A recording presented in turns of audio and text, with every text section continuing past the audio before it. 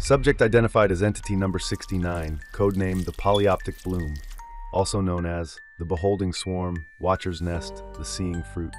Classification: aberrant atmospheric pollinator, collective perception organism. Appearance: the Polyoptic Bloom appears as a fleshy airborne orb, roughly the size of a compact car, covered in dozens of pulsating ocular growths embedded deep within a glistening membranous skin. Each eye varies slightly in hue and dilation, but all maintain a disturbing sense of sentience.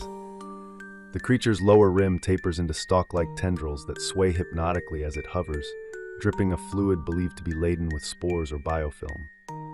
At a distance, its form resembles a floating, fruiting body, and under bright light, some parts appear translucent, revealing tangled nerve-like structures and veins of slow-moving ichor. Behavioral traits: the bloom slowly orbits along its own axis, rotating on multiple inconsistent planes, ensuring that no direction is left unwatched for more than a few seconds. Mimetic adaptation: eye clusters will match the iris colors of nearby observers within minutes, suggesting the entity collects and mirrors visual traits from its environment. Cluster gestalt: blooms never appear alone. They move in coordinated groups of 6 to 36, spacing themselves based on population density or neural activity detected in urban centers.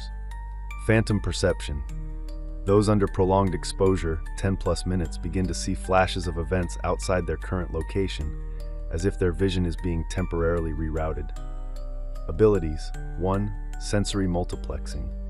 Each eye independently processes input, allowing the entity to detect motion, light shifts, and temperature variance across a wide spectrum.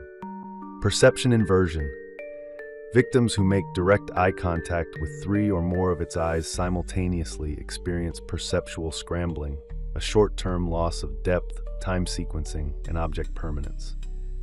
Individuals exposed to its dripping fluid may begin to grow tiny, inert eye-like cysts beneath their skin over several days. The cysts are harmless until they start blinking. 4. Collective hypnagogia. In large flocks, the blooms can emit low-frequency pulses that induce shared lucid dreams among nearby sleeping humans. These dreams often contain precise memories the dreamers never experienced. Known weaknesses: overload by reflection.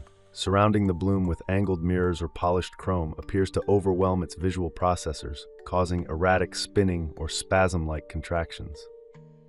Synthetic hallucinations: subjects under the influence of specific dissociative drugs appear invisible to the entity, implying it relies on stable neurological patterns to track living beings.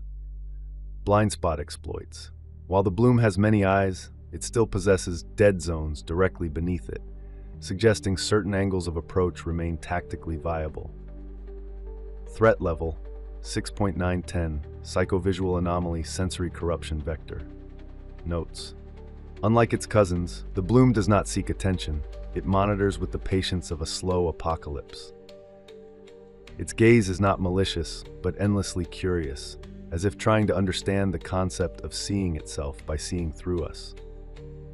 It doesn't want to watch the world burn. It just wants to know how you'd feel watching it happen. Conclusion: it is not a predator. It is a biological recording studio, and we are all in its footage.